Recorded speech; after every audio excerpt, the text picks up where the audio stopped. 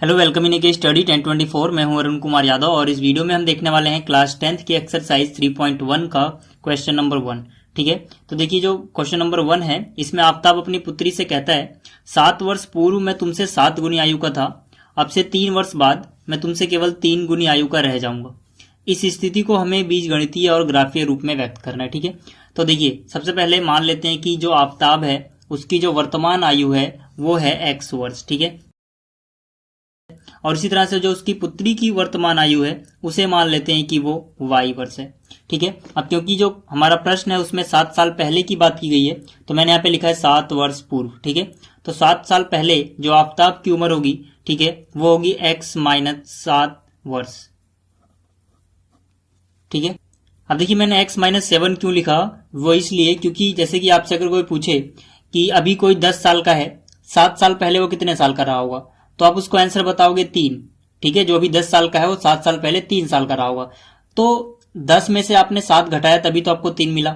यानी कि अगर आपको पहले की उम्र बतानी है तो जितनी पहले की उम्र बतानी है आप उतना माइनस कर दोगे, उतना घटा दोगे उस उम्र में से जो अभी है। ठीक है, तो यहाँ पे इसकी वर्तमान आयु या उम्र जो है वो x है।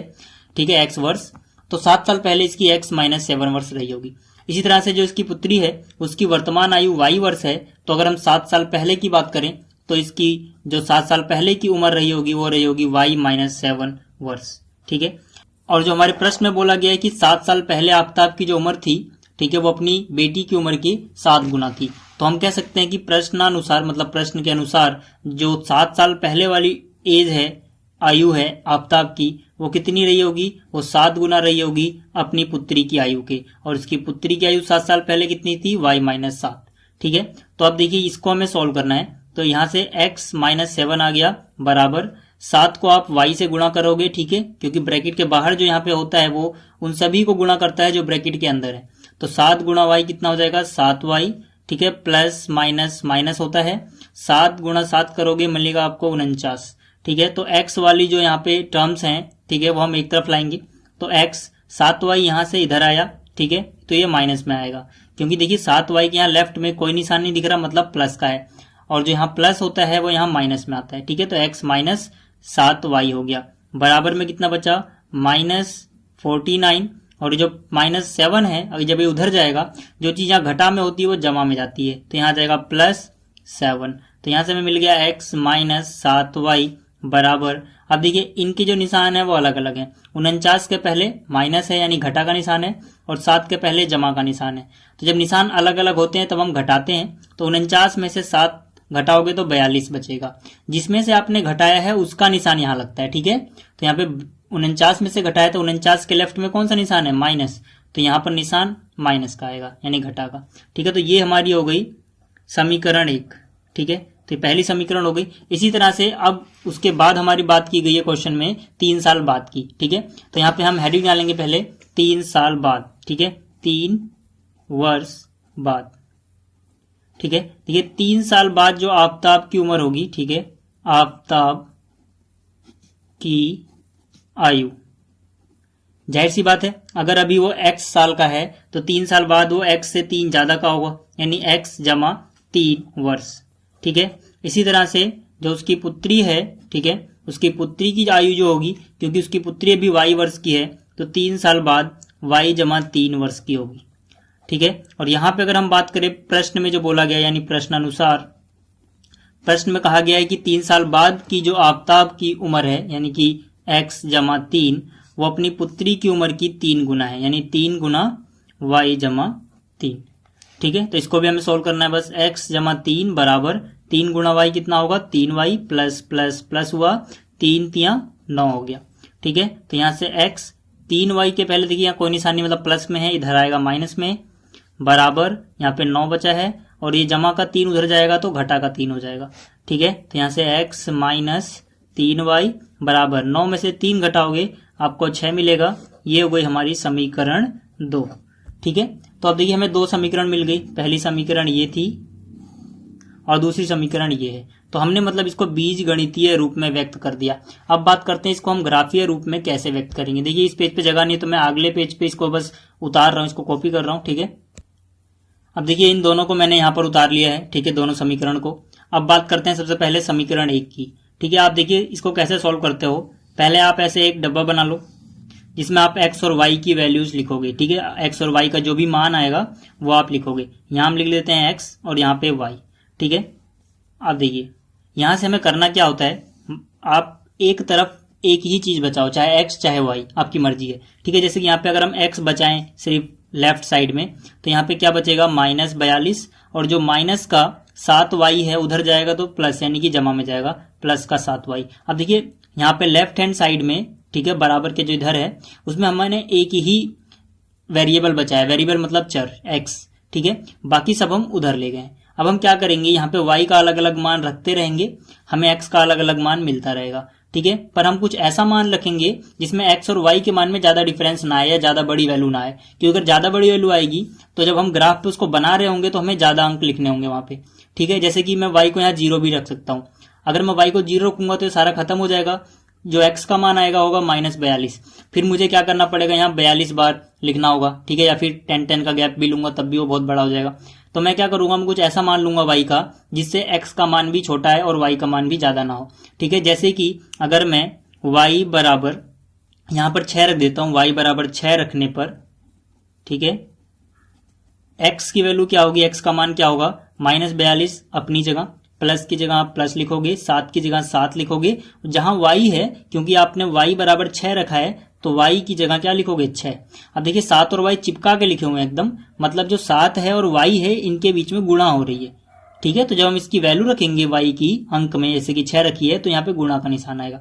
अब x बराबर क्या हो गया, -42 प्लस में 7 6 42, -42 प्लस 42 कट जाएंगे यानी 0 आ जाएगा।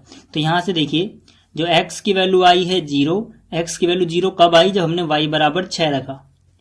इसी तरह से हम एक और वैल्यू रखेंगे y की। देखिए हम यहाँ पे मैं रख देता हूँ y बराबर, ठीक है, अगर मैंने 5 रख दिया, ठीक है, y बराबर 5 रखने पर देखिए हमारी जो समीकरण थी वो क्या थी, x बराबर -42 प्लस में 7y।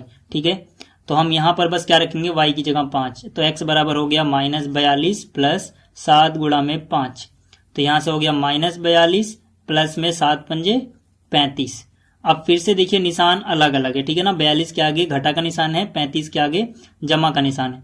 तो हम क्या करेंगे, हम इनको घटाएंगे क्योंकि निशान अलग अलग है। तो 42 में से 35 जाएगा, 7 बचेगा, और क्योंकि 42 में से घटाया है तो 42 के आगे जौन सा निशान है, यानी जैसे यहाँ पे घटा का निशान है तो यहाँ भी घटा का निशान आएगा। तो यहाँ से x की वैल्यू -7 आई है, कब, जब हमने y बराबर 5 रखा है। तो मतलब हमने y बराबर यहाँ 5 रखा, x की वैल्यू आई -7। अब हम चाहे तो जब हम ग्राफ बनाएंगे तो जो हमारी लाइन होगी वो 2 से भी बन जाएगी। ठीक है ना, x की एक वैल्यू, y की एक वैल्यू, ये एक पॉइंट हुआ और ये दूसरा पॉइंट हुआ, तो हमें 2 पॉइंट से जो हमारी लाइन होगी वो मिल जाएगी। लेकिन अगर हम 3 पॉइंट निकाल लेते हैं तब हमें ये पता लग जाता है कि हमारा आंसर सही है कि नहीं, क्योंकि देखिए 2 पॉइंट तो हमेशा एक सीधी रेखा में मिलाए जा सकते हैं, लेकिन अगर तीसरा पॉइंट गलत आया तो सीधी रेखा नहीं बनेगी, और अगर तीसरा पॉइंट इन्हीं की सीध में आएगा तो सीधी रेखा बनेगी। इसीलिए हम 3 पॉइंट निकालते हैं कम से कम, ताकि हमारा आंसर चेक भी हो जाए। बाकी अगर हम 2 से भी बनाए तो आंसर गलत नहीं होता है, लेकिन उसमें चेक नहीं हो पाता। ठीक है, तो इसलिए मैं तीसरा भी पॉइंट निकाल देता हूँ यहाँ पे। अब मैं यहाँ लिख रहा हूँ y बराबर 7 रखने पर, ठीक है, y बराबर 7 रखने पर देखिए क्या होगा, x बराबर क्या हो जाएगा, -42, ठीक है, प्लस में 7 गुणा में y था, y की जगह 7 आ गया, तो यहां से हो गया -42 प्लस में 7 7 49, तो x बराबर आ गया 49। अब यहाँ पे देखो माइनस का 42 है और प्लस का 49 है, तो यहाँ पे देखिए 49 में से हम 42 घटाएंगे, निशान अलग अलग तो घटाएंगे, तो 49 में से 42 गया, 7 बचा, लेकिन इस बार प्लस का 7 आएगा। क्यों, क्योंकि 49 में से घटा है, 49 के लेफ्ट में कौन सा निशान है, प्लस, तो यहाँ भी प्लस आएगा। ठीक है, तो अब देखिए y बराबर हमने 7 रखा, हमें x बराबर भी 7 मिल गया। ठीक है, यानी कि y बराबर हमने 7 रखा था, x बराबर भी 7 मिला, तो हमें 3 पॉइंट मिल गए पहली समीकरण के। इसी तरह से अगर मैं यही चीज दूसरी समीकरण के साथ करूं तो मैंने पहले क्या करा था, पहले मैंने एक बॉक्स बनाया था, तो मैं यहाँ भी एक बॉक्स बना ले रहा हूं जिसमें हम x और y का मान रखेंगे। ठीक है, यहाँ पे x, यहाँ पे y, और 3 मान निकालने होंगे, x के 3 y के। ठीक है, सबसे पहली बात मैंने इसके बात करी थी कि मैंने कहा था एक ही चर यहाँ पे बचना चाहिए, जैसे कि x बचा लो या y, आपकी मर्जी है। तो यहाँ पे x मैंने बचा लिया, वहां पे हो जाएगा 6, और ये माइनस का 3 है जमा में जाएगा। ठीक है, क्योंकि यहाँ माइनस में है, तो 6 जमा 3y। y की अलग अलग वैल्यू हम रखते रहेंगे, हमें x की अलग अलग वैल्यू मिलती रहेंगी। ठीक है, तो देखिए यहाँ पे अगर मैं y बराबर 1 रखता हूँ, ठीक है, y बराबर 1 रखने पर x की वैल्यू क्या होगी 6 जमा में 3, ठीक है, और ये y की जगह क्या लिख दोगे गुणा में 1, तो यहाँ से हो जाएगा 6 जमा में 3 एकम 3, तो x बराबर कितना हो गया 6 और 3 9। तो अगर मैंने यहाँ पे y बराबर 1 रखा, y के आगे 1 लिख देंगे तो x बराबर 9 मिला। ठीक है, इसी तरह से अगर मैं y के बराबर 0 रख दूं, अब मैं करके नहीं दिखा रहा, सीधा मैं यहाँ वैल्यू रख रहा हूँ। ठीक है, y बराबर 0 रख दूं तो 3 गुणा 0 कितना होगा 0, 0 जमा 6 कितना होगा 6, यानी x की वैल्यू 6 मिल जाएगी जब मैं y बराबर 0 रखूंगा। ठीक है, इसी तरह से अगर मैं y की वैल्यू -1 रख दूं, ठीक है, y की वैल्यू मैं क्या रख दूं -1, तो यहाँ पे देखिए 3 गुणा -1 क्या हो जाएगा -3, 6 में से 3 घटेगा 3 बचेगा, यानी x की वैल्यू आएगी +3। तो ये जो हमें पॉइंट मिले हैं ना, अब हम इन्हें ग्राफ पे दिखाना है। हम ग्राफ पे कैसे दिखाएंगे इसकी बात कर लेते हैं। अब देखिए ग्राफ पे दिखाने के लिए सबसे पहले आपको क्या करना है, आपको x एक्सिस यहाँ पर और y एक्सिस यहाँ पे वैसे बना लेना है। ठीक है, उसके बाद शुरू करते हैं यहाँ पे देखिए नंबरिंग करना। तो यहाँ पे देखिए x है, जो x की सबसे बड़ी वैल्यू प्लस में जो है वो 7 है, और यहाँ पर x की बड़ी वैल्यू क्या है 9 है। मतलब दोनों इक्वेशन बनाने के लिए हमें जो सबसे बड़ी वैल्यू x की चाहिए होगी वो 9 चाहिए होगी, तो कम से कम यहाँ हम 9 तक बनाएंगे। ठीक है, और इसी तरह से जो y है उसकी यहाँ पे सबसे बड़ी वैल्यू प्लस में 7 जा रही है। ठीक है, सब मिला के 7 ही है, तो कम से कम हम 7 बनाएंगे। हम ज्यादा बना दे कोई दिक्कत नहीं है, लेकिन कम से कम 7 होना चाहिए। ठीक है, मतलब जो भी हमें सबसे बड़ी वैल्यू मिलेगी x या y की, उतनी बार हम नंबर तो यहाँ लिखेंगे। ठीक है, और अगर माइनस में बात करें तो माइनस में 7 तक जा रहा है ये। ठीक है, तो कम से कम हम 7 तक लेंगे माइनस में x को। ठीक है, और इसी तरह से y को। ये x जो होता है राइट साइड में प्लस का होता है, लेफ्ट में माइनस का होता है। जो y होता है वो ऊपर प्लस होता है और नीचे माइनस का होता है। ठीक है, अब देखिए जो पहला पॉइंट इसमें x 0 है और y 6 है, तो यहाँ पे हमें x 0 मतलब x पे ना इधर जाना है ना इधर जाना है, लेकिन y 6 है मतलब +6 है तो ऊपर जाना है। तो हमें जो पहला बिंदु मिलेगा, हमारा पहला पॉइंट मिलेगा वो ये होगा। ठीक है, इसी तरह से जो दूसरा है इसमें x पे पहले हमें -7 जाना है, फिर y पे 5 जाना है। तो x पे -7 ये हमारा x है, मतलब पीछे जाएंगे हम -7। ठीक है, और फिर y कितना है 5 है, तो y यानी कि 5 हम ऊपर उठ जाएंगे। ठीक है, तो यहाँ पे 5 इसके सीध में यहाँ पर आएगा। देखिए मैं अंदाजे से बना रहा हूँ, यहाँ पे थोड़ा इधर उधर हो सकता है, लेकिन जब आप बनाओगे तो वहां पे आपको ग्राफ पेपर मिलेगा। ठीक है, तो उसमें आप बिल्कुल सही से बना सकते हो। और यहाँ पे देखिए x जो है वो फिर से 7 है और y 7 है, मतलब x की वैल्यू हमें +7 जानी है पहले यहाँ पर, और y की वैल्यू भी हम +7 जाएंगे। ठीक है, तो +7 ये रहा और ये रहा, दोनों की सीध में हमें यहाँ पर ये बना देना है। ठीक है, तो जब हम इनको मिलाएंगे तो ये एकदम एक सीध में ही आ रहे हैं। ठीक है, तो मतलब जो हमारा आंसर है वो सही है, इसीलिए हम अक्सर 3 पॉइंट बनाते हैं। ठीक है, अभी मैं रफली खींच रहा हूँ हाथ से, आप स्केल से खींचना पेपर में। ठीक है, अब इसके अलावा देखिए जो दूसरी इक्वेशन है उसकी बात कर लेते हैं पहले।